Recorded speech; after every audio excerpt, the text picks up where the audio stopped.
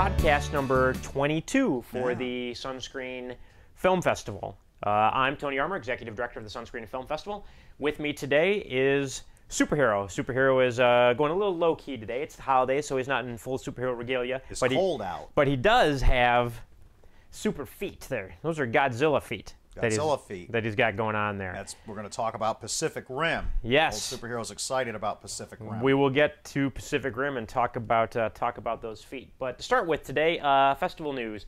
No real crazy festival news. We can talk about that later, but just Merry Christmas, Happy Hanukkah, and Happy New Year, all that other fun stuff for everybody. So we're going to start out today talking about the Batmobile. And the reason we're talking about the Batmobile is because George Barris, who is the custom car designer who made the first ever original 1966 Batmobile, is putting it up for sale. And they don't know how much it's going to go for, but it is expected to go for in the millions. This isn't the 55, but it is, a replica of the original. Yeah, I think it's made by my friend Bat Rods, actually. It looks like his work. Yeah. Don't quote me on. Yeah, as a matter of fact, I think that's his workshop back there. I've seen it on Facebook. This is a $60,000 probably replica of the Futura Batmobile, probably based on a Lincoln chassis. A lot of them are based on Lincoln chassis. A few of them are based on C4 Corvette chassis. Man, that thing is beautiful. Lost my train of thought there for a second. Actually, for $60,000 for a Bat replica like this is very reasonable, especially with the roll-top desks, the Bat phone, the Bat fire extinguisher, all the goodies that this thing has inside of it, all the original Bat replicas and everything, but they go for $120,000, $140,000, wow, depending who the customizer is. So imagine what the Futura is going to sell for. Oh yeah, and like they said, look at that. The Aston Martin DB5 from Goldfinger that Sean Connery drove in that film went for $4.6 million.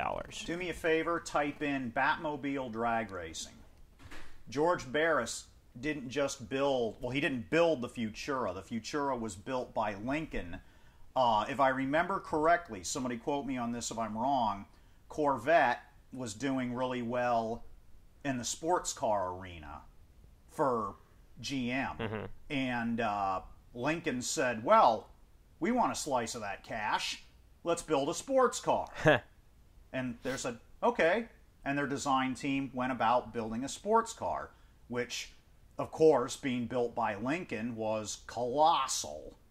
It's huge. Yeah. It is a gigantic car with, I don't know if that's it or not. No, that's not it. This is supposed to be two Batmobiles drag racing. Try, oh no, get rid of this. This isn't. It was just a shot. Anyways, to illustrate the point, George Barris bought the original Futura after it appeared in a movie with Glenn Ford and a movie with Elvis. Lincoln didn't need it anymore, so it sat on a back lot at Warner Brothers, and Barris bought it for $1 and stowed it away. Then William Dozier approached him and said, here it is. I need a Batmobile, and you've got 2 weeks. Give me one. So he pulled the Futura out, got it running again. The thing had a 390 in it. It's got a huge engine. Wow. It really does. It really is a Batmobile. It's the only one out of all of them that performs like a Batmobile. Really? Kilmer's was a kit car that did 35 miles an hour. Right. They tried doing one of the jumps with Christian Bale's, the tumbler. Yeah. And the whole nose of the thing is built with styrofoam, and it caved in the nose of it. Right. The only stunt it did by itself was the jump through the waterfall. Every other stunt that it did was done by a 1/6 scale model. But Barris also built, this was number 4. The drag racer was number 4 that he built. It's built on a Ford Galaxy chassis. He had the original.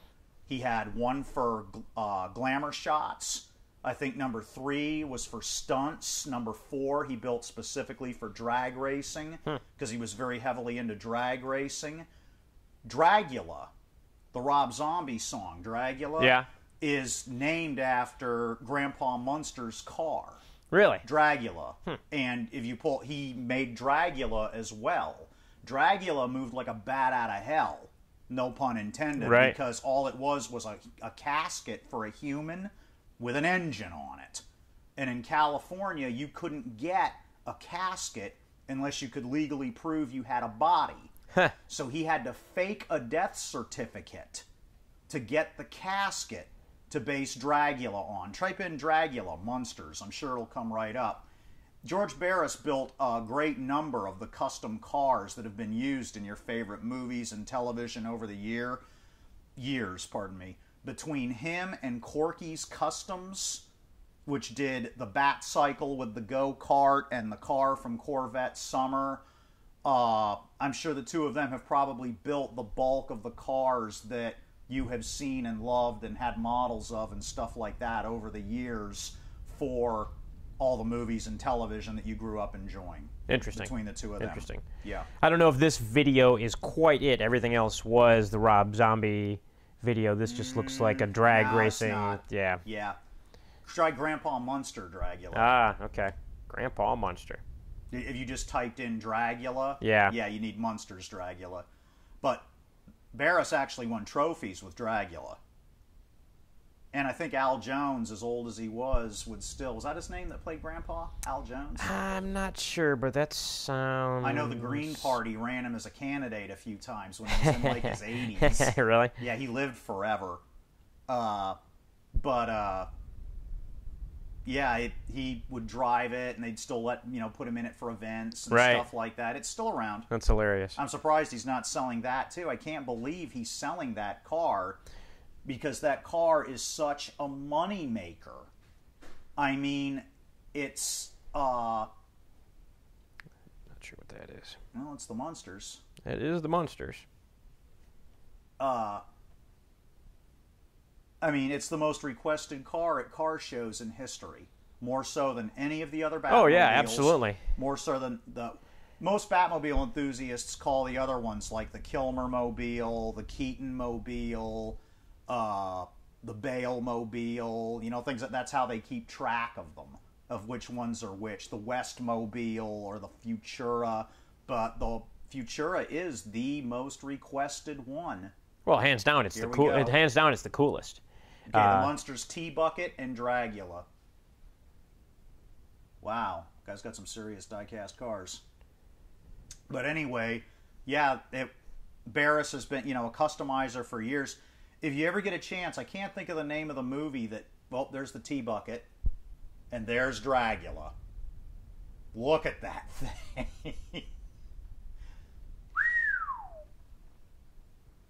Man, the T-Bucket wasn't anything too shabby either, if I remember correctly. It was nothing to sneeze at either. They tried to do a reboot of the Munsters TV show just recently. No kidding. They shot a pilot, and they decided that they weren't going to turn it into a series, but they'd already shot a pilot, so they actually aired it, I think, just around Halloween of this year as a Halloween special. Oh, was it any good? I have no idea. I did not see it, but you might be able to find it online. I wonder, it may even be on YouTube as far as the Munsters 2012 sort of thing. Who knows? Butch Patrick lives around here. We should definitely try to get him to the festival. Butch Patrick, who played Eddie Munster. Yeah, the werewolf kid. And I saw an interview with him one time where I think it was on the Vicki Lawrence show. I used to watch a lot of the Vicki Lawrence show for some reason. Huh. Yeah, decades ago. And she asked him, who ripped who off? Did the Munsters rip the Addams Family off, or did the Addams Family rip the Munsters off? And he says, believe it or not, they were in development at the same time. Really? He says there was no ripping off of anything. If there was any ripping off, it was that the Addams Family was like a syndicated cartoon strip, sort of like a one-frame Far Side-looking thing. Right. For years before it became a TV show. Interesting. So that would have been the only way that the Munsters rip up. Believe it or not, they were in development at the same time. Well, they and did this not rip each other off. The new Munsters pilot or movie that aired Apparently not finding it here, but Mockingbird Lane was the name of it because that's the road that they lived on. So it was called Mockingbird Lane, and it aired October 26th, 2012. So it did air this year, and you can probably find the entire pilot online. It looks like most of it is probably on YouTube, so no need to run that all in the background. But let's talk about your giant Godzilla slippers there. Oh. And the film that has inspired your slippers. I Rim. saw a trailer for Pacific Rim, and it's a very short one, but I'm very excited about Pacific Rim. They even call the giant monsters in there kaiju. Yeah. Which I guess is it's Japanese for giant mysterious beasts, and I'm guessing it's going to be a throw out to the Japanese giant monster genre, because that's what they're called over there.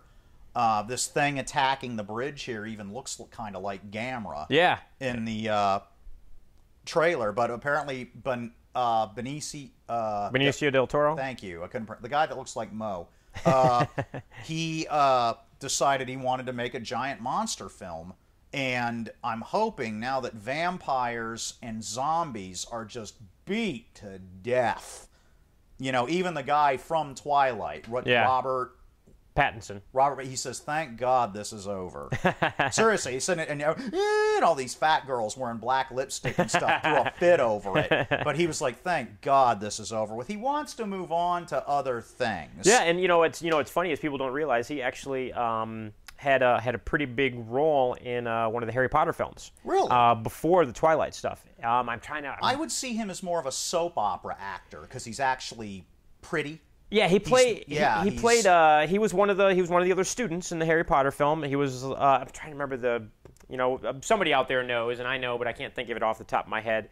Harry Potter and the fill in the blank. One of the films. One of those, maybe like the third or fourth film or something like that. But it was the Goblet of I don't know. Regardless, there was a Harry Potter film, and he was in it, and then went on to. Did not know that. Went on to the Twilight films after that. But back to Pacific Rim.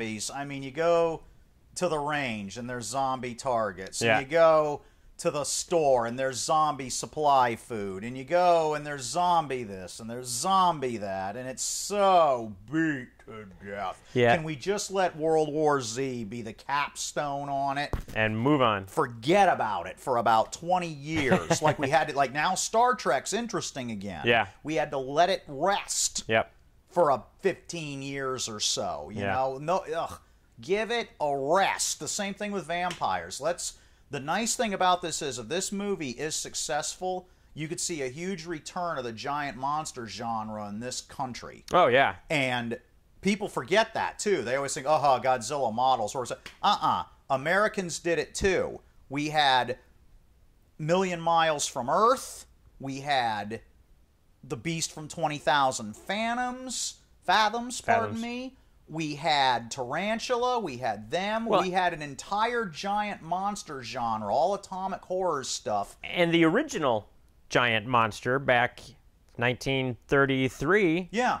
King Kong. Right, exactly. The giant monster genre. And they've done King Kong, 3 times now? Let's see. 30s, 70s. 76. And then the 2000-something one, Peter Jackson. And those ones in the 70s were kind of sequels to the When My Monkey Die, Everyone They Cry. Yeah. Ones, that guy. Yeah.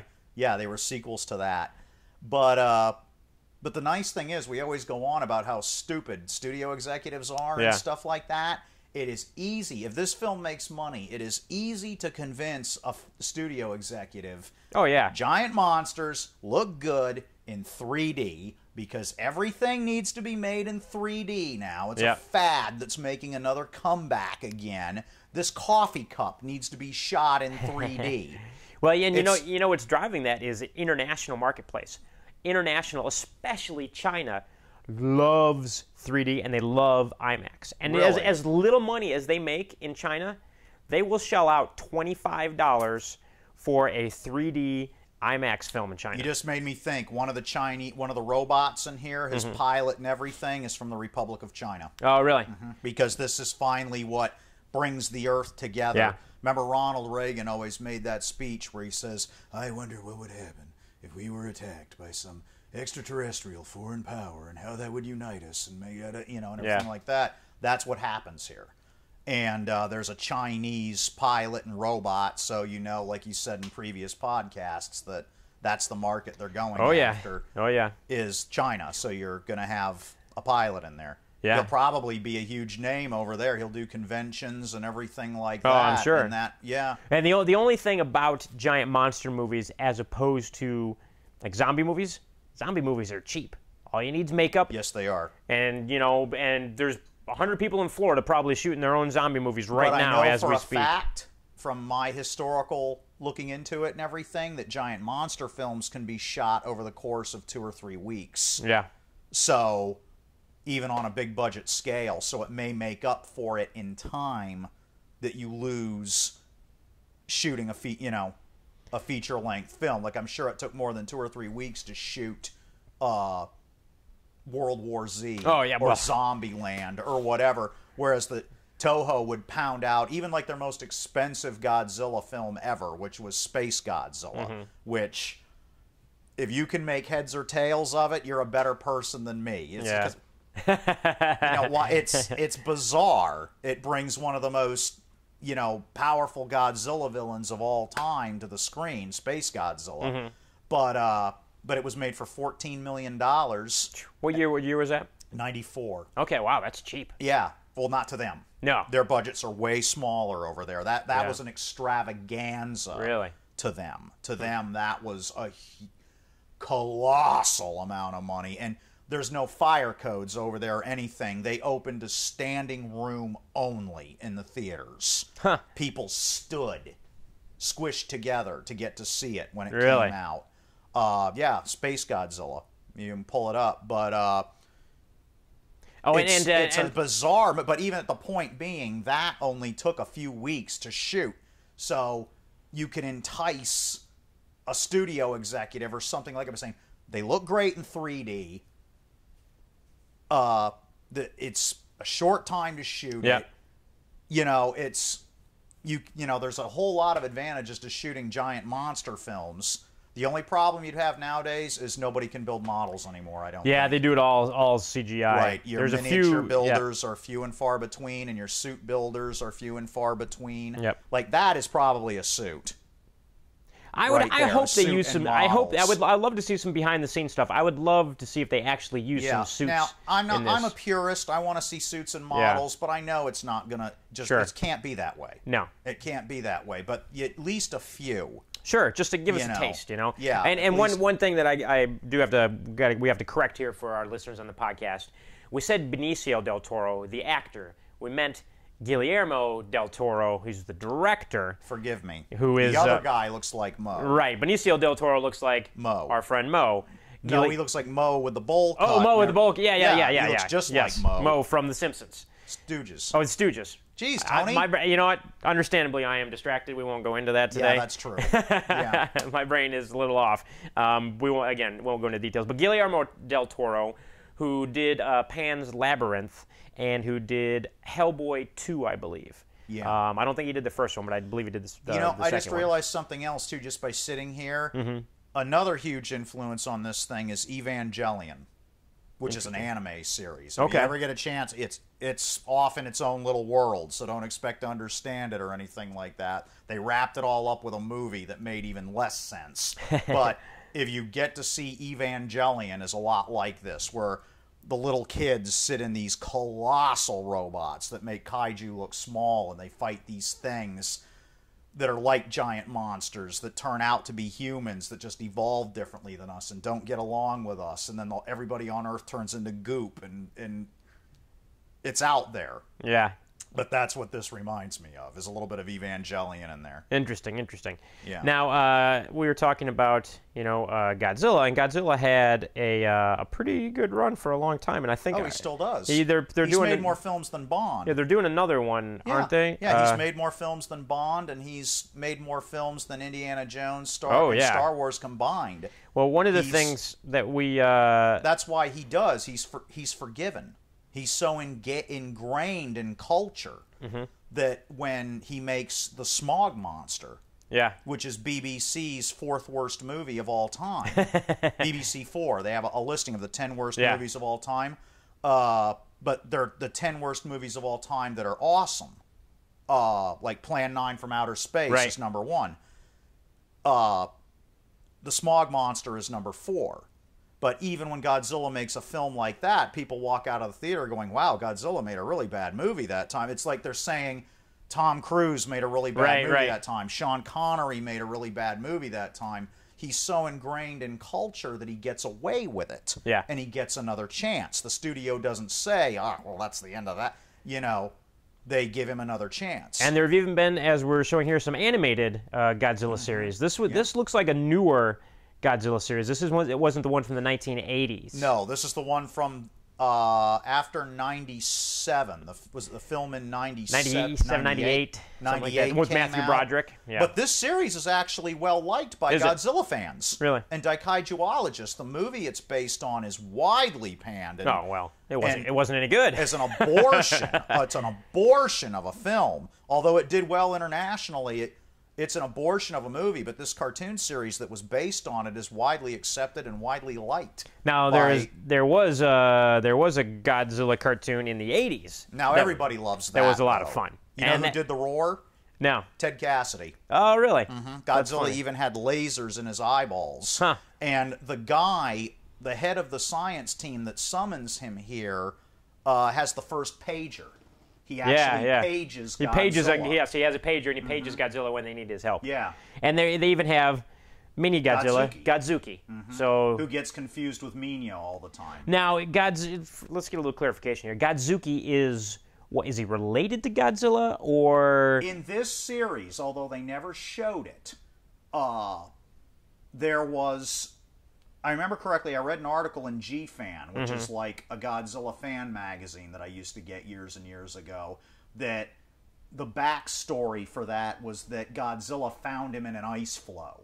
Okay, and interesting. Freed him and put him on the ship and sent him on his way. Huh. That's why, like in the movies, Godzilla is fairly attached to Minya. Right. Like in Son of Godzilla and stuff like that, he teaches him how to fire his breath and everything like that. But in the cartoon, he's kind of detached from Godzuki, even though Godzuki can call him when the pager isn't working and things like that. If Godzilla has a pager. Yeah.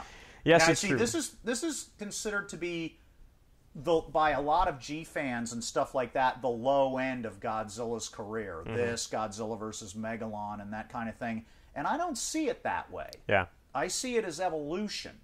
I see it as he evolved with his fan base. Sure. Well, it's sort of like people, like, remember we had that one guy in here on the show a few weeks ago, and you say, well, how do you introduce someone to Batman? Oh, Adam West. And he, dear God, no! Like we had just said the worst possible thing because it's not realistic, or it's not dark and serious, or whatever. Yeah. And they think the same way about giant monsters. Oh, I absolutely loved Adam West. Yeah, but they think, oh, Godzilla needs to be dark and serious because it was originally a nuclear, and it's like, no, you're talking about a guy in a rubber suit and model cities and pyrotechnics, and the films are usually better when they don't take themselves so seriously. Yeah, it all depends on... I mean, Smog Monster went overboard with it, but,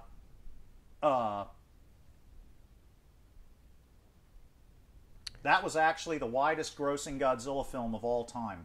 Godzilla and King Kong? It was the Jaws of its day. And it, literally, by saying that, younger viewers wouldn't remember it. But when him and me were kids, movies ran in the theater for years. When I was a kid, we only had 3 TV channels. You did. And that fuzzy one, UHF, the Weird Al worked. That's right. Yeah.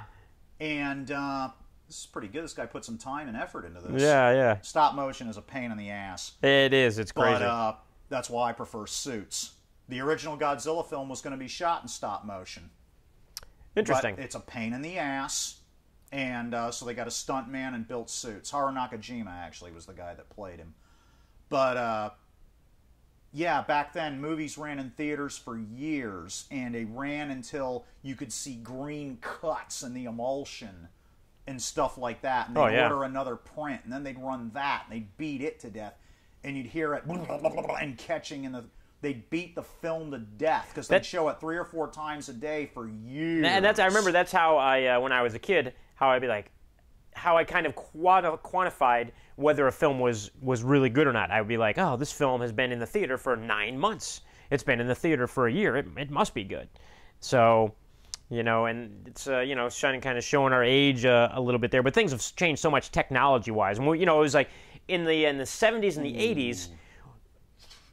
You get a lot of Godzilla just on TV on Saturday afternoons. I saw Godzilla vs. Megalon in the theater. This is the first one I ever saw in the theater. It came out in Japan in '73. It came out here in '76. Yeah. Harry Saperstein brought it over. Well, and it had a resurgence. You know, people were watching all these Godzilla movies on TV, and so hence the cartoon came around, and it had a little growth spurt there. And then I saw it like a year. Oh, there's Minya.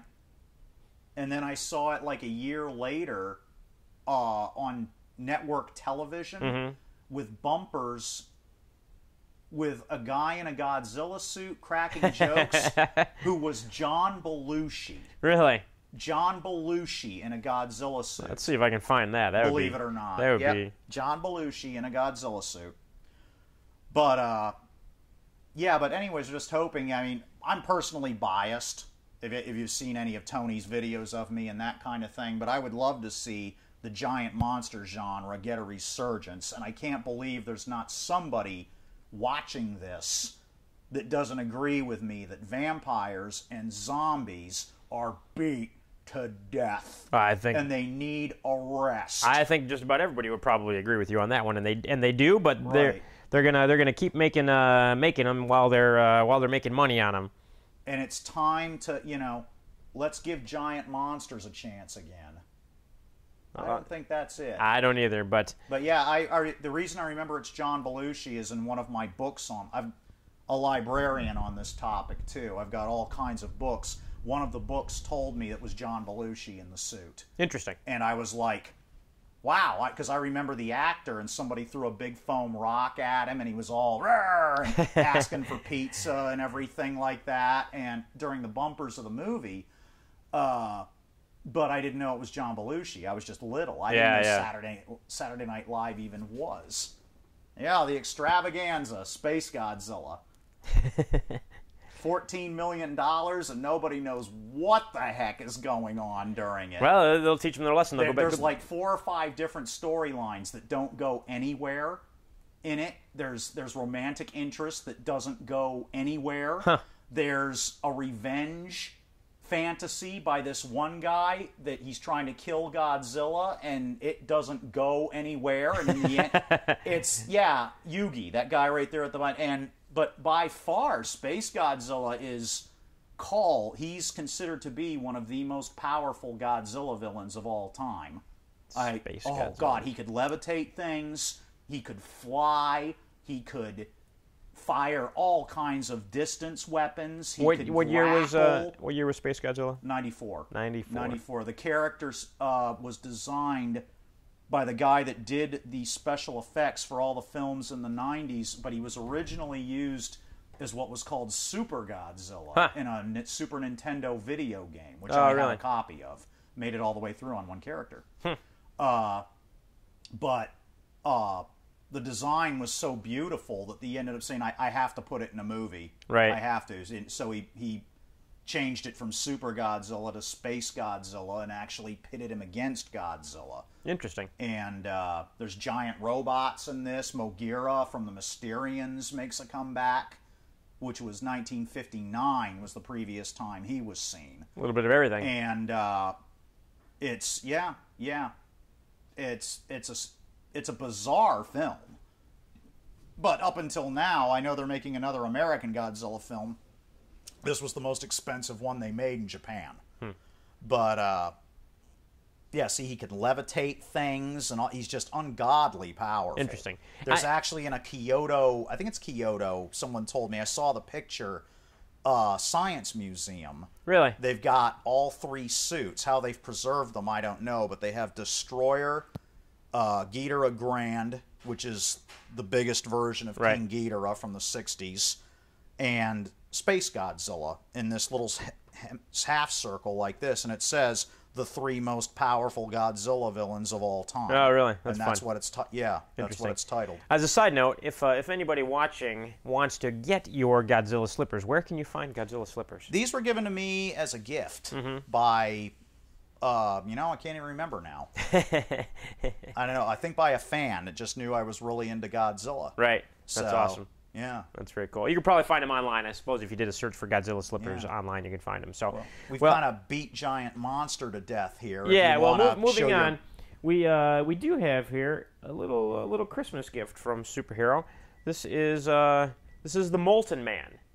Molten Man is a Marvel character, a Marvel villain, then good guy, then villain, then good guy, then villain, then good guy. I always liked him because he had an interesting story arc. I built him from a Superman, and easy enough build out. That was a really beat up Superman that I got in a box, and his cape fell off of him when he came off. Whoever the kid was who had him beat the hell out of him. Thank God Superman's invulnerable and stuff. Yeah, but.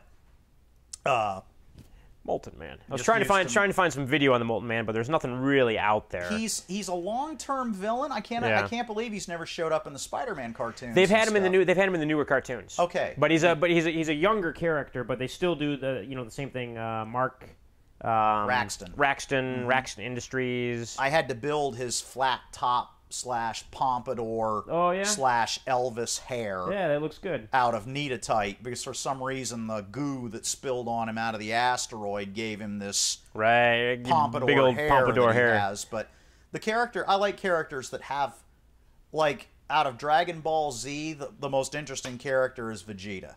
He's got to be, because he started out as a villain. He became a self-serving villain instead of a other guy's villain. He became a quasi-good guy / jerk. He had kids. He became a Super Saiyan. He had this interesting story arc, and Mark Raxton had the same thing. He started out as a wimpy little scientist out to make a buck. He got the goo spilled on him while he was working with the other guy that builds spider slayers, the guy that ended up with all the hooks coming out of his body and everything. Smythe was his name, if I remember correctly. Yeah, it was. I can't remember Smythe. Something Smythe, but he built the spider slayers. Yeah, he was working with him when he got the goop spilled on him, and then he became an invulnerable supervillain. And then he became an invulnerable supervillain that was bursting into flames, and then he got over that, and then he became a good guy of sorts, just because he found out he had some living relatives. And then he actually teamed up with Spider-Man and went the rest of the way to become a good guy. He just evolved as a character. So I always liked the characters. He's a big Spider-Man fan, so I figured I'd make him a one-of-a-kind Molten Man figure. Yeah, and it's... And I looked on... that's funny, too. I looked online. All the Molten Man figures are one custom or another. They never built a figure of him. Oh, really? Apparently he wasn't that interesting enough or plausible enough. And people have complained he hasn't been in the video games. When I was researching, I saw he is in one of the video games. I was just doing Really? a search for him, and he is in some of the video games. Okay. I'm not sure which one, but he's in one. Must have been an old complaint. then, because I saw that people were complaining that he wasn't in any of the video games. As a side note, I was looking for something because I saw this earlier, but I can't find it real quick to let you know who the name of the person is. But there are 2 anime voice actors that are getting married this year. And one of the biggest stories of the year, and the #1 retweeted, followed, whatever, Twitter story of the entire year was one of these voice actors in anime announcing that he was getting married to this other anime voice actress. Wow. And it was such a huge story that it literally blew up all over Twitter and were the absolute biggest Twitter stories of the entire year. And it's just sort of the power of anime. Nobody in the States maybe have heard of that, but you start talking about international and everything. What were the shows? I can't. That's why I was. If you could think of the shows, even I might. My knowledge of anime covers the head of a pin.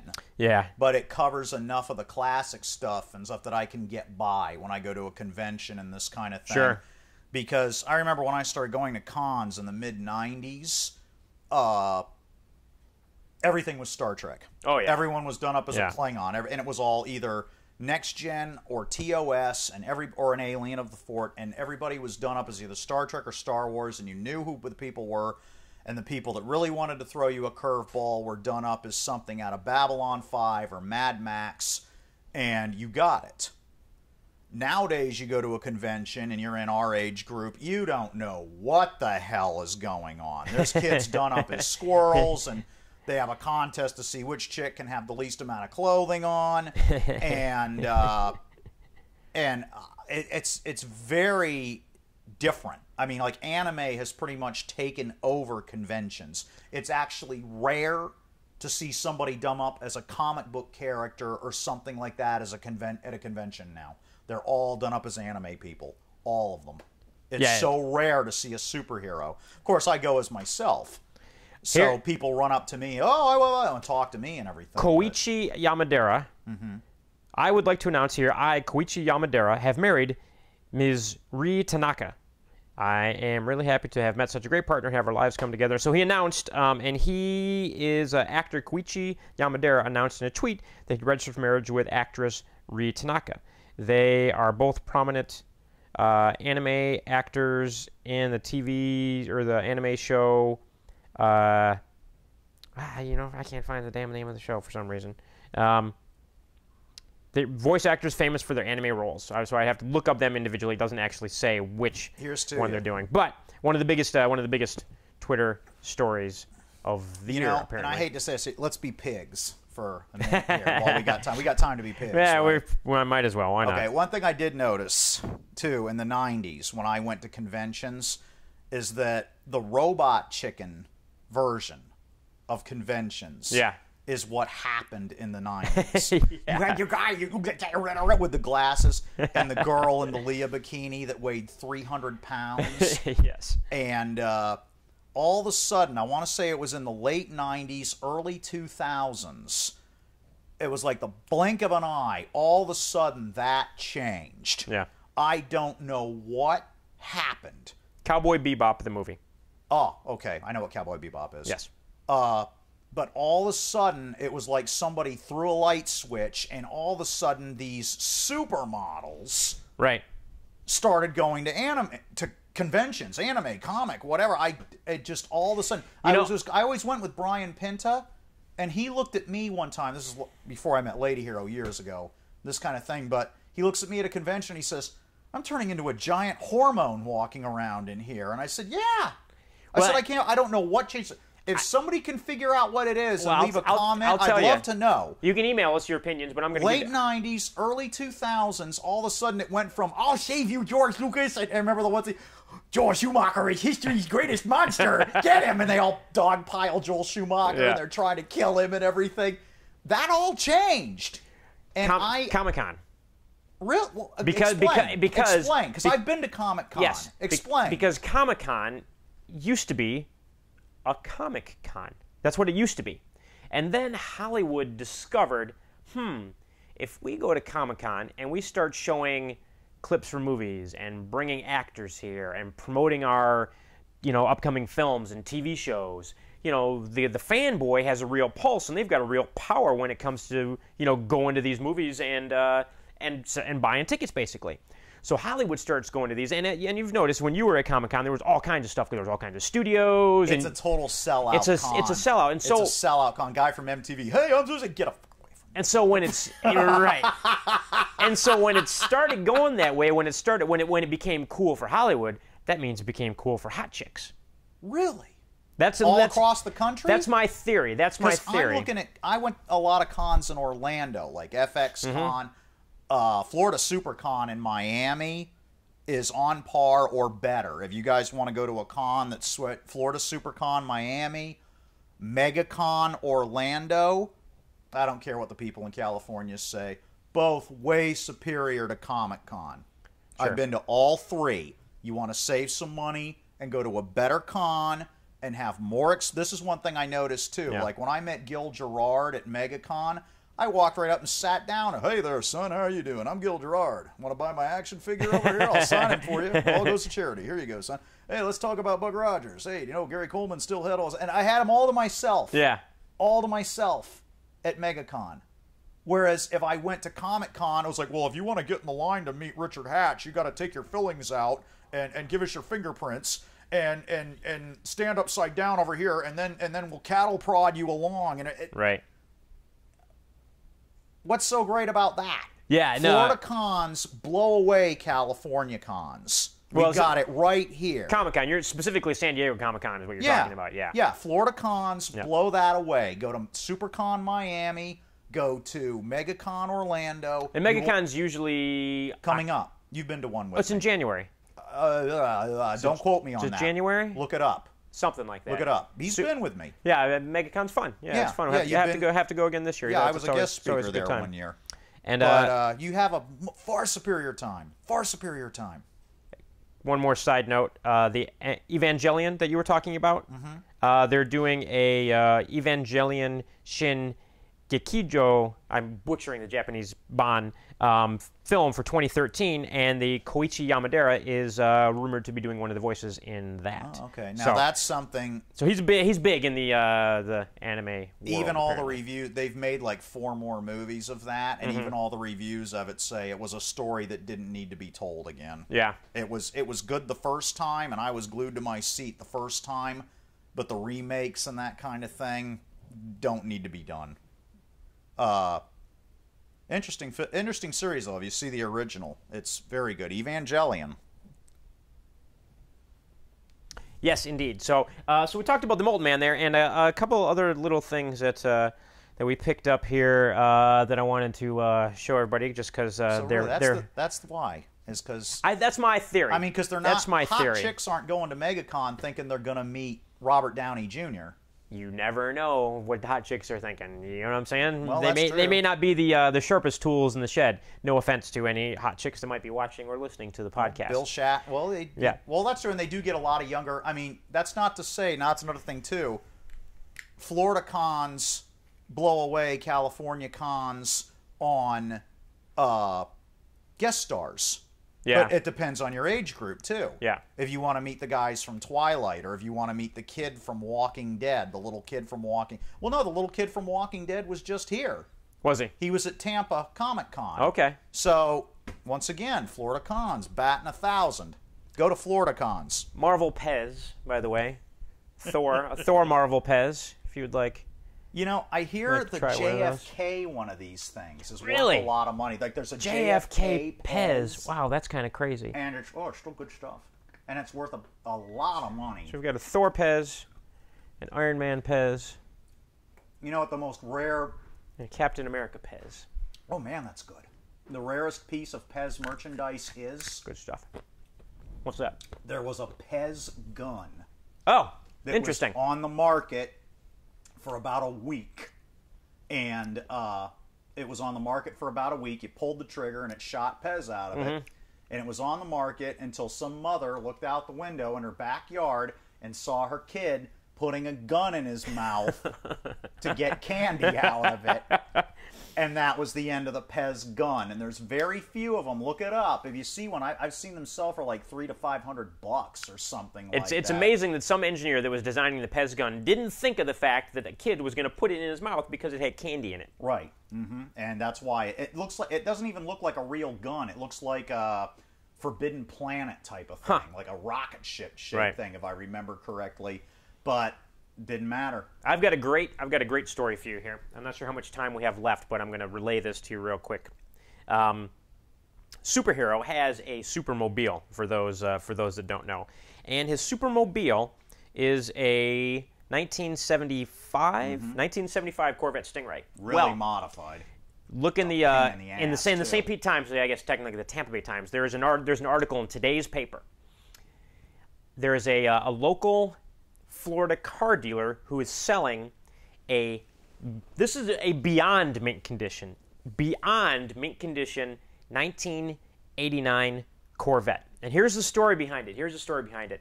In California, San Diego, I think, in 1989, somebody broke in to a car dealership and stole a Corvette.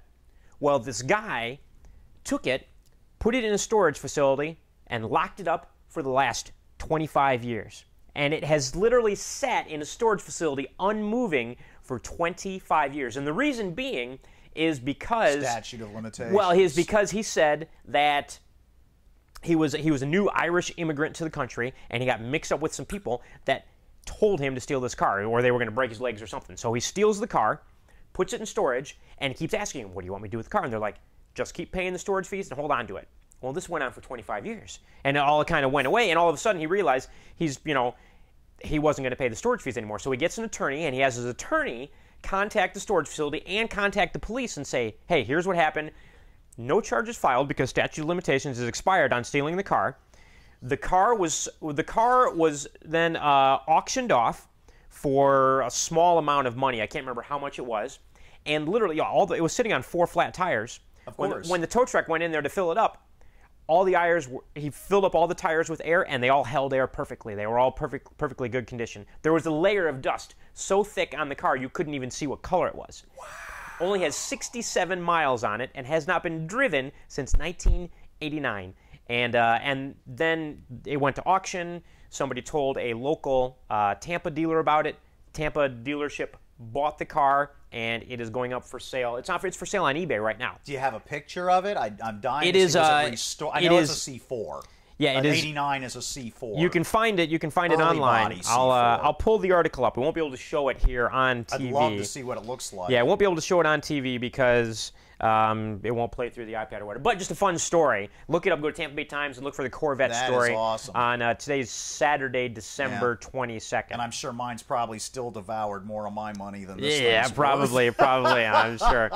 So, but just that's a fun little story, and I think I guess on that note, that's a good little story to wrap up the podcast today. Podcast number 22. Wow. Thanks for We got enough to sell now. Why don't we sell them? You know, we can do something with Somebody these. would probably. You know, buy we've got a full this. season. We've got a full season, You have a full season.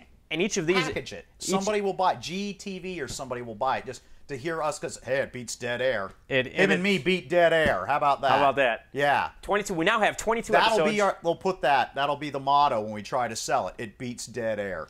You know, How about that? it's funny that you mentioned that because I did not even realize until you just mentioned it. We have a full season in the can. Congratulations. 22 episodes are full. We'll call this season 1, and it is the end of December. So basically, starting in January, we could.